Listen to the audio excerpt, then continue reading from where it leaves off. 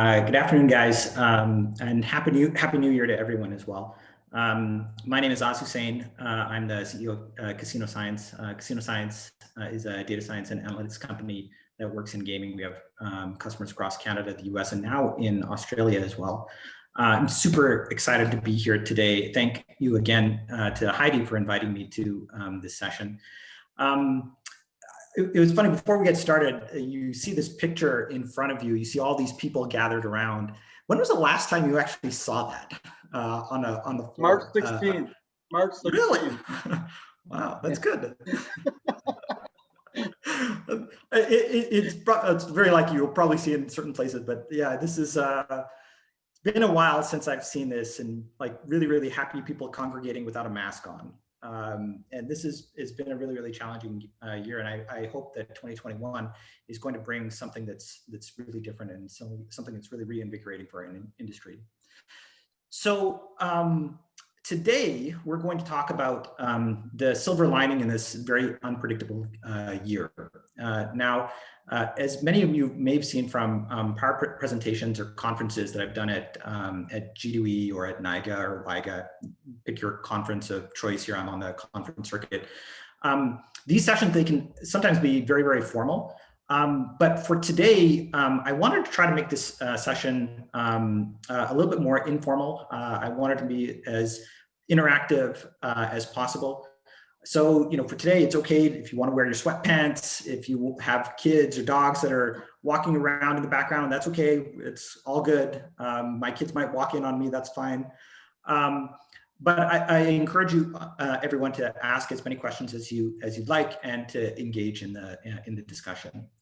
Also, what we're going to be doing today is we're going to be doing some online polling. And so when I get to the slide, I'll walk you through how the online polling works. We want to get some interactivity from the audience as well. So let's get into the presentation. So let's talk about why we're here today. So the gaming industry, as all of you know, it's suffered a lot over the course of 2019. Probably we've never seen anything like this in the gaming industry. And the pandemic erased a lot of the gains that were made by a lot of operators across the country in 2019. But, and there is a but here, there is a glimmer of hope. And the glimmer of hope is especially for regional and for local operators. There is some historical evidence to show that in economic downturns where travel has been curtailed, the more regionally focused hospitality destinations can experience a lift. Now, this is something that I've been thinking about for some time now, and I've been doing some research in this over the course of the last several months. So a lot of what I'm going to be talking about today is kind of a culmination of a lot of the things that I've been thinking about, a lot of research that we've been doing, thinking about how regional operators, local casinos can take advantage of the effects of the pandemic. Now, in the Zoom webinar, we'll look at the historical evidence, we'll review some of the collective insight, we'll discuss what these trends mean for a regional operator, and more importantly, we'll actually discuss the tactical activities that operators should think about, should be implementing within their own player database to ensure that they're actually taking advantage of some of these near-term trends as a result of what's happening with the pandemic. So let's move to our first audience poll. So the way this works is that you submit your answers to the poll question. You go to menti.com, www.menti.com, and you use the code 6852908. You can either do this on your cell phone or you can do this on your web browser.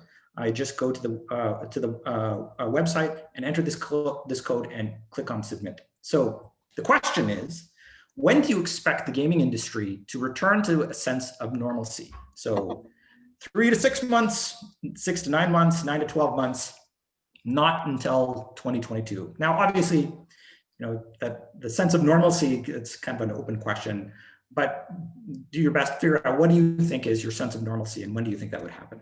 So here are the results that are coming through.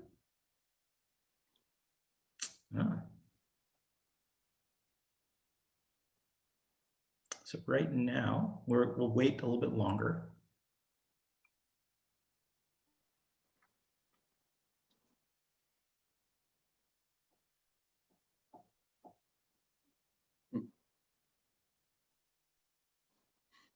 So for the folks that said 9 to 12 months, I'm curious, what's driving your reasoning for 9 to 12 months?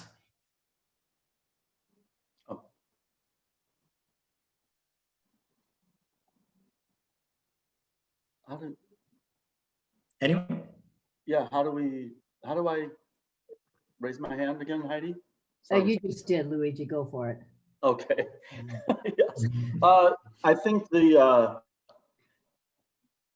it's several different things. It depends on what state you're in, because there's different leadership in each state. So we have 50 different leaders that have 50 different viewpoints on how the vaccinations should be rolled out. Vaccinations is key. I think vaccinations is like #1 in primary right now. We've only rolled out, injected 9 million vaccinations, but 25 million have been rolled out to the states. So that tells you right there that there's reluctancy or by people, by consumers, and or there's not a sufficient plan to roll them out efficiently so that people can get those vaccinations, #2. And then I think after the vaccinations are actually caught up throughout the country, it depends on the percentage of people and the herd immunity that needs to go on as well, and the amount of people that have already contacted it and become immune because they've already had it. So I think it's all those combination of things that will bring us back to normal, because flights, people flying like they were, is key to most of our business. It's not just local business anymore, it's destination. And like where I'm sitting in Las Vegas, we're like 70–80% dependent on that. Yeah. Does anybody else want to share what they were thinking? I'm curious about the folks that said 6 to 9 months. What was the thinking around that?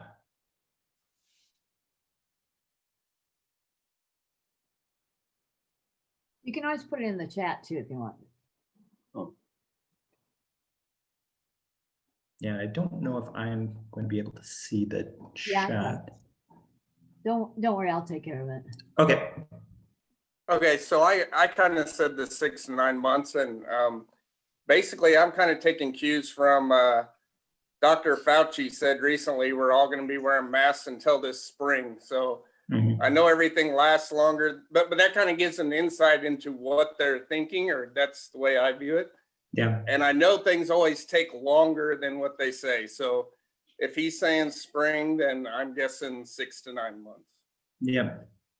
So yeah, so my expectation is also kind of towards the end of this year is what I'm thinking about when it comes to getting back to a sense of normalcy. I think right now we're still seeing lots of spikes across the country. You have a lot of people that don't feel comfortable getting on a plane. I think I want to kind of reinforce what Luigi said, like getting on a plane, that's kind of a big thing, especially for destination properties. So that would be a big thing. And I don't see a lot of that happening until towards the end of this calendar year. Okay, so let's go back to here. Thank you for participating. Let's talk about the post-closure observations. And these are things that all of you have probably seen also within your own markets, within your own player database. So the post-closure, so when things started to open up, remember the first casino in the US, the continental US to open up was the Coeur d'Alene Casino in Coeur d'Alene, Idaho. And they were probably one of the first properties to experience this burst in player activity. And that same behavior had actually started to play out at other operators across the country. And it played out well through 2020. So many operators, they experienced this pattern of player behavior where there were fewer players, but a lot of those players that were coming out, they were playing at a higher theoretical play. And this, again, is an observation that I've seen across the country and variety of different geographies. And it's likely was a proclivity of what was happening in the current pandemic. So you had players, you had a budget. That budget went unspent for a number of months. And as that budget was unspent, and then they had the ability to suddenly go out and play, they went out to play, and they, with that fat wallet, they went and they played up. And that played out through a lot of different places. Okay, why do we see the behavior? Well, it's the unspent budget for sure, that it makes sense. But there's also this other thing that I've kind of observed with high value players. Oops. And it's this notion that high value gamblers, by definition, they're actually not risk averse. And this may imply that these players that are making the trips, they've actually factored in the health risk into their rational behavior, and they've actually deemed that risk, they've deemed that risk to be completely acceptable. So, and I would posit that you would actually only see this type of behavior if, and you would only observe this type of behavior with high value players that already actually appreciate and accept a high degree of financial loss. So what? Okay, so Oz, you've stated the obvious. Why is this important? Well, this does have some important implications to the way in which you could evaluate and reward players that who have accepted this risk during the pandemic period. But more importantly, it has implications on the way in which you find players and how you reward them. And that's really what we're going to be talking about over the course of the next several slides. But before we get into that, I'm going to tell you a little bit of a story. So I'm going to talk to you about a tale of two trips. So let's go back to 2019, beginning of January. My wife and I were talking to our two sons about what our family trip was going to be in 2020. And my youngest son has always wanted to go to London. He grew up, when he was much younger, we were reading to him these books. I don't know if you read these books to your kids. This is London. And so he was really fascinated by London and the sights in London. He wanted to go see Big Ben. He wanted to see the Big Wheel. He wanted to do all those things in London. So January comes, we have a family meeting. We decide, okay, we're going to go to London. We decide on January 10th, and I remember the day exactly, January 10th, because it's also the day of my mom's birthday. We go out and we book our trip. So we've booked our trip and we're planning to go to London. Now February comes. Now we're starting to see that there's some cases that are starting to build up of the coronavirus. March comes. We are starting to get concerned. Okay, are we still going to be able to go and make this trip? You know, April comes, May comes. It's starting to look more and more unlikely that this trip is going to happen, but we still hold out hope. Finally, June comes. Mid-June, we make the decision. You know what? This trip, it's probably not going to happen, just given current conditions and current travel restrictions. We decide, okay, we have to come up with plan B. What is our plan B? So at another meeting, we decide, okay, where are we going to go instead? Well, we decide that where we're going to go is someplace much closer to us. And where we decide to go is Glacier National Park. And Glacier National Park is in Montana. So it's, for us, it's only several hours away. But it's several hours away by car. So let me talk to you a little bit about why I use this as kind of this story here and why I give this as a story. So we had an idea in our head where it was that we wanted to go. We decided that we couldn't go to London, but we still had a budget. That budget allowed us to travel to a different destination. The other thing is that we had a lack of options for our hospitality and for our entertainment. Those options, they suddenly narrowed because of the pandemic. So instead of being able to go to London, the options for us as a family to travel were suddenly very, very limited in scope. So I want you guys to think about this as we go through some of these other slides. Okay, let's look at some travel data points. The travel data points here are very, very interesting. Okay. Back in 2020, AAA published a report outlining the effects of the pandemic on travel. Now, the data was actually really sobering, to say the least. But the data also pointed to an interesting trend. Now, AAA predicted that millions of Americans were still going to be taking trips, just like us. We're still taking trips, but the nature of those trips were going to suddenly change. And certainly that played out in 2020. So their predictions were that air travel was going to be off by 74%. Rail, cruise, bus travel was going to slide by about 86%. Most of those predictions, they came to fruition. However, car trips, the prediction was that the car trips were going to reign supreme. AAA also predicted that the car trips would see the smallest decrease in travel volume of just 3%, so year over year. So again, this was very, very interesting, and it kind of aligns with what happened anecdotally with our own travel experience. Okay, so let's pause with that one. Let's move to some more predictions here. This is from the American Hotel and Lodging Association.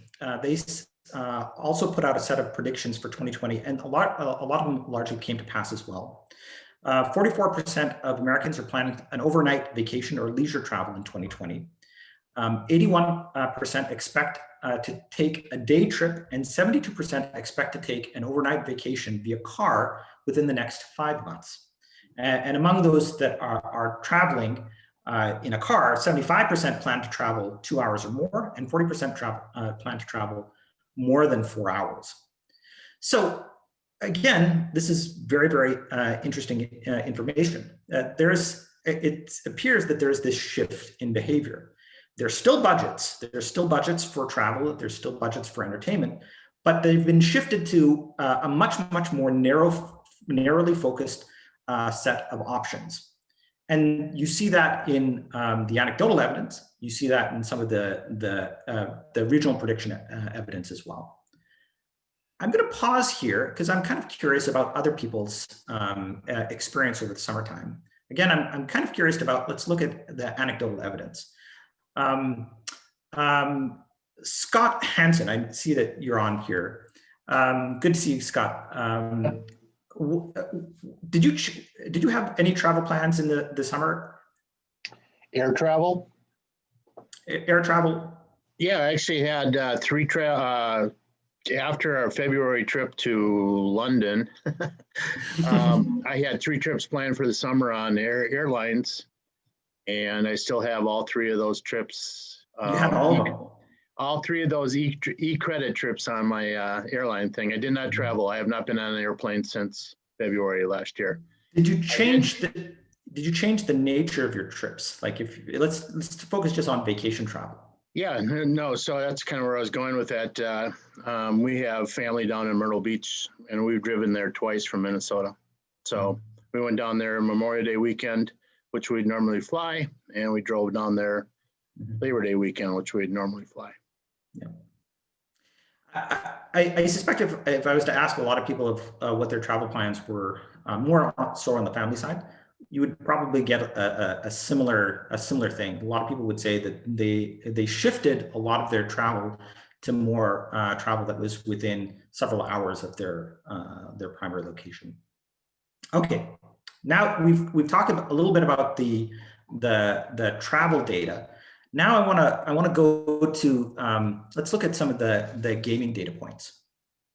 Okay, so the first one that I want to share with you here is the research report that came out around mid 2020 from the Innovation Group. Most people here should be familiar with the Innovation Group. The Innovation Group talked about in the report, they talked about what was called reciprocal market uplift. And in the report, I'm going to paraphrase from the report, there's often also a silver lining in gaming, where a reduction in air travel can lead to increased regional market play. In minor or short-term economic downturns, where long haul travel is curtailed, but overall economic stability is maintained, these casinos can experience a boost as players exchange destination trips for local casino visits. In the aftermath of 9/11, most regional markets experienced a lift in gross gaming revenue. So there is evidence here to suggest that when there have been like shocks on the economy, and certainly 9/11 was a big shock on the economy, and in the same respect, the pandemic is a major shock on the economy. People shifted behavior, and the shift in behavior over the course of the last several months could indicate that people are starting to exchange the destination trips to more local types of trips, mainly because the options that are available to them, they've suddenly changed. They're much more narrow. Okay, let's take a look at some more gaming data points, and let's actually look at some operator data now. So we were very fascinated about some of these trends, and so what we did was we looked at some anonymized data from a regional California property, comparing the periods September to December 2019 with 2020. So what we're doing was we're looking at both the pre-pandemic and the post-pandemic, and we wanted to see what were the effects on players for those players that were potentially coming from destinations that were much further away, further outside of the traditional out market for a casino. So we looked at two pivots here. The first was players that are coming from destinations that are greater than 50 miles from the property, and players that were coming from greater than 50 miles from the property and had an ADT of greater than 250. Now, on the first, we found that the average number of trips was approximately 15% higher than in the previous period, and that the ADT was approximately 65% higher than in the previous period. So that was with the first one, players greater than 50 miles. Then when we added the additional criteria of ADT greater than 250, we found that there were approximately 26% more players coming from distances that were greater than 50 miles. And they were doing about 22% more in trips than in the prior period. And they had about a 15% higher ADT. Now, the first thing you could say, well, part of this could be as a reflection of what happened during the pandemic and post-closures. So again, going back to this notion that you have fat budgets or fat wallets and budget that goes unspent, this could maybe play into some of this. Yes, true, that could potentially be happening here to some extent. What we tried to do to tease a lot of that out, though, is we said, okay, let's focus on a time period which is much further after the closure periods themselves. And this property that we did pick was in an area where the closure periods actually happened from March to about the May timeframe. So this should have been well past the place where we could see some of those effects from the post-open. So the narrative that's starting to actually form from all of this is actually kind of interesting, and it kind of aligns with some of the things that we've already kind of talked about here. Players have fewer options. There are fewer options for travel. There are fewer options for hospitality, and they're willing to travel. And players that would not have considered coming out to that destination previously, maybe because it was too far, or maybe because they didn't like the area, or they didn't want to travel that far in a car. It actually seems like a lot of those folks would maybe consider that this would be an actual destination that they'd want to visit, because of this notion that your options are suddenly very, very narrow. Okay. Let's actually go to our next poll. Next poll, we're going to ask the question. We have observed the following with our players, and I want you to check all that is actually applied here. One, we are seeing players spending significantly up during the pandemic. Two, we are seeing significantly more player card enrollments than we would normally see. Three, we are seeing players coming from distances that are much further away than our traditional outmarket players. are 4, we haven't seen any significant changes in our players or their play behavior. Okay, so please enter in your answers and let's take a look at how that is coming up. And again, you can select as many as you want here. So again, go out to menti.com and use the code 6463066. And don't forget to, when you submit your submissions online, you have to click on submit.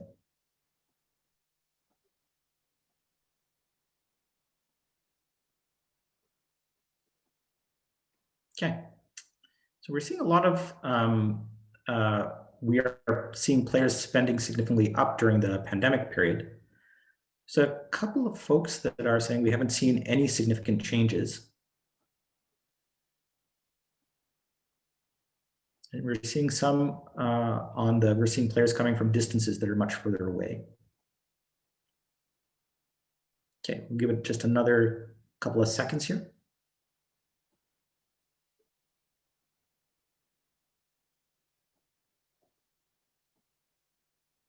Okay, so obviously the first one, that probably makes the most sense, that folks would be seeing that.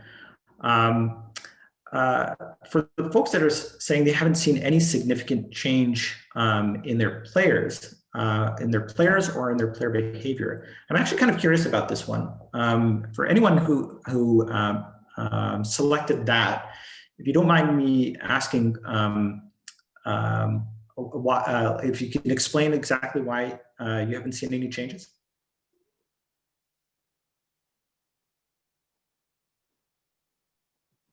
You can unmute. If you're, most of you are muted, so if you want to unmute, you can do that, please. Nope. Guess they don't want to answer. That it's possible they don't want to answer. I do know that maybe there were some folks, like if there are operators online on the call that were closed for a good portion, so they can't comment, or if it's not applicable to them, I could see that. I would be surprised if you didn't see any differences, even within the first month, because with most properties there were significant changes or significant things that you could say. Certainly, there was a lot of playing up because of the unspent budgets. Okay, let's go back here to the presentation, and let's talk about let's summarize what it is that that we've talked about here. So, number one, core gamblers have unspent budgets. I think that was pretty clear. There are fewer players, but they're playing at a higher theoretical spend. And certainly that was really amplified right at the beginning on the post-open from the closure period. Second thing, players, they're not risk averse. And because you have a lot of players who are not risk averse, there's an acceptance of health risk.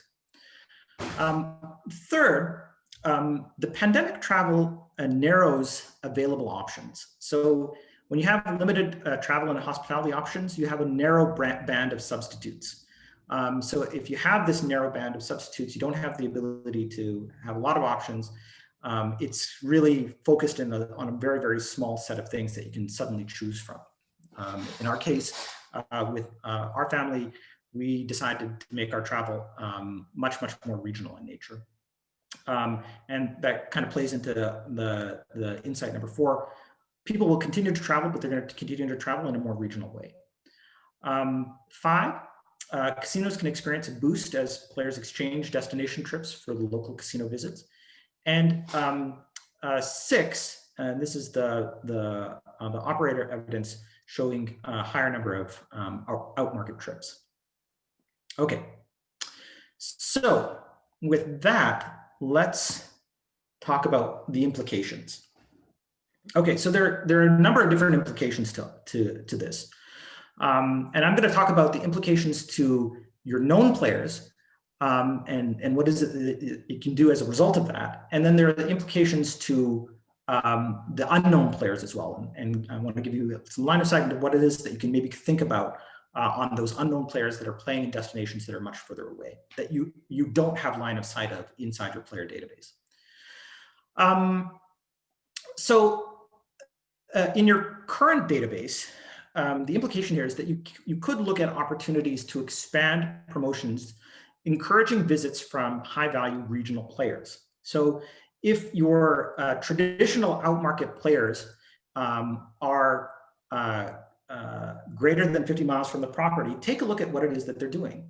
And you might be surprised. We have a lot of customers, they actually haven't gone through this as an exercise yet. They haven't looked to see what's happening with players that are coming potentially from locations that are out market, because they want to focus on those more local players. But it's possible that those players that are in the out market, they're doing something, and you probably just have not noticed that inside your player database. So this gives you, there's maybe an opportunity there for you to take a look at that. I would look at what those players are doing. I'd evaluate it over 60 to 90 days. I would compare it to a prior period. Next, I would consider running out-market targeted promotions with that audience once you have a better understanding of what it is that they're doing. And if you have players with a high 60 or 90-day ADT coming from far distances, you could look at this as an opportunity to reward and incent behavior to come out again. And the other thing I'd want to mention, we talk about high-value players, but you should also look at those guests that are at the other end of the spectrum as well. Players that perhaps these are new players that, again, because of the limited options for hospitality, they're coming to your property. So this also gives you an opportunity to look at those players as well. So for example, if you had a significant uptick in new enrollments from players that are coming from out-market zip codes, this gives you an opportunity to run bounce back offers that are maybe more curated towards those folks that are traveling from further out-market destinations. So maybe what it is that you give them is not free play, maybe what it is that you give them is perhaps a gas card. Okay, so that's known players. So let's talk about the net new players. And what is it that you can do with the net new players? Now, obviously, there are a number of different things you can do here. You can expand your traditional and your digital investments on the marketing side to find players in the out market where you typically don't serve. For example, you could expand for the short term on certain marketing investments. Maybe it's print, maybe it's radio, to build short-term awareness around players that are coming from destinations that are in your out market or maybe further away. Another option, and maybe an option that might be a little bit cheaper than going to and using traditional media as a mechanism for going after players that are in an out market destination, you could look at using digital investments, paid search, paid social, to expand to those players that are in the out market geographies. If you used a digital mechanism, the benefit of this is that it's faster. You can do some A/B testing, but it's also cheaper than using some traditional methods to actually find players in out market destinations. And again, you can use some testing to actually see how it resonates. Again, think about the amount of time that people are spending online today, and certainly online today because of the limited ability to do anything. They can't go and they can't visit places that they may have patronized in the past. So they're spending a lot of time online. So maybe using online methods to interact and connect with these folks is an easier thing to do than using traditional media. Now, there is another approach that you can follow. And this is probably something that you've considered, even probably considered in the pre-pandemic period. And that is using some type of augmented list service to find net new players in locations where you want to find some new players to generate players that are from areas that where you've never typically looked for in the past. Now, using an augmented list service, that can sometimes be a little bit of a mixed bag. There are some good services out there, and especially right now, given the limited travel and limited hospitality options, I think these are services that can be incredibly productive right now to find net new players. Okay, so I've talked a lot about a ton of things over the course of the last about 35-40 minutes. I want to pause here and give folks some time to ask some questions or make some comments.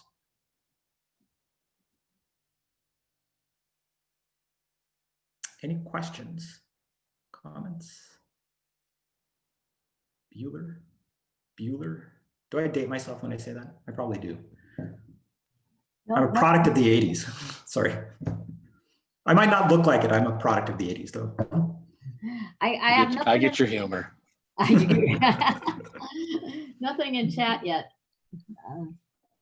We've seen an incredible amount of increased spend. Of course, I'm in the bingo area and pull tabs, and of course in Minnesota everything has been shut down. So there are limited choices of where to go. And plus people who have been afraid probably or intimidated to try a larger bingo venue have been trying it. But of course, so we've run into those problems where we hit our capacity fairly quick just because of social distancing and stuff. But it's been incredibly successful right now. A pain in the butt, but successful. Yep. Yeah, I would think for the most part, most casinos are not spending a lot to draw in that low level gambler, because of occupancy changes and restrictions. And the spend right now, we're limiting spends or our expenses just to make sure that our high-end players are comfortable and trying to get them in. So that's why I think we're seeing a lot of people or a lot of our theoreticals go up, because we're just trying to attract the better gamer. Yep. Yeah, makes sense. Other comments or questions?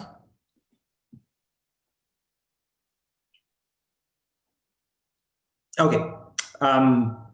We can get more comments and questions as we continue on. What I want to do for the remainder of the time, I have a few more slides, and this is where I'm going to shamelessly promote some of the things that we do and talk a little bit about an augmented list service that can help you with some of the finding these players that are higher value players in geographies that you want to actually target. I think this is a great opportunity to learn a little bit about a really powerful list service that can really take advantage of some of these emerging trends that we're seeing during the pandemic. So what I want to talk about for the next set of slides, again, this is a very small set of slides. We're going to talk about a service that we provide. The service is called Prophecy. The Prophecy is an acronym that stands for Profit Prediction and Help with Economic Yielding. And it's a list generation service that can help you find players in regional markets. And there are two components to this. There are the digital services, and there is a regional performance analysis. And I'm going to talk through both of these at a high level. On the digital services side, what we do is we provide a few things. We do net new player lists, we do digital campaign management, and we do online ad optimization. Now, Casino Science has partnered with Every, and we have Luigi online, you can attest to this. Casino Science has partnered with Every for net new customer list generation. So the player list, it's compiled using data from 20 million known and unique casino gaming patrons from target US locations. So the solution, it produces, and that list produces a field correlated value of player worth that's calculated against millions of transactions at a casino in target geographies. So we look at things like the point of sale data, the check cashing, the ATM, the cash advance, and with that we construct the list. So why is this player list? Why is that player list so good? Well, it's good because these are actual players that are spending money at other casinos. It's not players that have just signaled their expressed interest or an intent to gamble. These are actual players with actual values that are correlated on their player worth. And so you know with reasonable certainty what level these players are spending at. So it's a very, very, very precise list. And so that's very, very different than just getting these blind lists from any type of list provider. So how does it work? Well, the components of it are broken down to several steps. You give us a list of the zip codes that you want to target. We'll produce a list of the available players in those zip codes that have played at properties in those geographical areas. So they played at properties in locations that are in the specific zip codes that you've sent us. You'll select from the theocorrelated tiers how many players you want to connect with in those tiers. So you could select all the players within a tier or a subset, or you could select a partial. So for example, you could say, I want to get those players between 400 and 600. I want those players at the top end between 900 and 1,000, so on and so forth. And then what we do is we craft that list. That list is sent to your mail provider, and then that mail provider will drop that mail piece. And inside the mail piece, we'll place a personalized URL. And the URL, that personalized URL, it serves two purposes. The first is that it gives your players the ability to review digitally the offer and the contents of the offer. But second, and probably more importantly, it allows us to actually track that player. And what it does is it gives us the ability to retarget ads to that player on a variety of different places off the internet. So what essentially, if they're visiting, if they've opened up the personalized URL and then they're going to Facebook, or they're checking their Facebook feed, or they're going to Google, or they're going up to Gmail, and they get ads that are served, there is an ad that is served up from your property that helps to remind them about the waiting promotion that's sitting for them that they were just targeted with. So this is an amazing way of just re-amplifying the campaign. So you have the campaign on the digital side, and then you also have the campaign on the direct mail side. So that's the first component. The second component is the component around the performance analysis. And essentially, what we do is we allow the operator to actually answer a bunch of questions related to the list. What is the expected profit? What are the locations that are going to generate a greater return? What is the projected liability? If the list composition changed, if you decided, okay, I want to get those players only between 300 and 400, how would this affect the return? We can help answer those questions for you. The nice thing about this service is that we actually do this before you make the investment in the list. So before you actually tell us, hey, I'm going to go out and I'm going to procure the list, we'll tell you, okay, this is what we believe you can generate as a return associated with the list. So you have much, much better optics into the investment before you actually place the investment. And that's an important thing. With other providers, it's going to be kind of blind. You won't know with any certainty what the conversion is going to be, what the potential return is going to be. You can make some assumptions, you can make some guesses, but this gives you a little bit more confidence in understanding, I'm going to make this investment, and this is what we think we're going to make as a result of the investment. The benefits of this, obviously, it allows you to precisely target those players and the players that you want. You want to find those players that are at the high end, both in regional and in local geographies. We can do that, and we can tell you exactly what you could potentially expect as a result of getting that list. And it gives you the prospective players a much, much more highly targeted and coordinated direct mail plus online experience. And again, more importantly, the entire campaign is amplified online to help remind the player that, hey, you have this this offer that's waiting for you that you can actually use.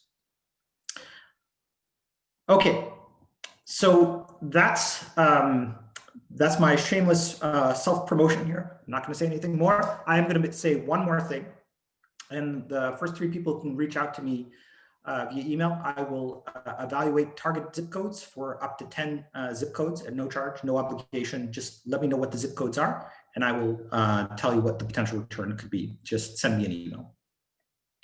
Make sense? Okay. With that, I want to thank you for the time. We've got about 10 minutes and change left. If you guys have any questions, I'm more than happy to answer any questions or take any comments right now.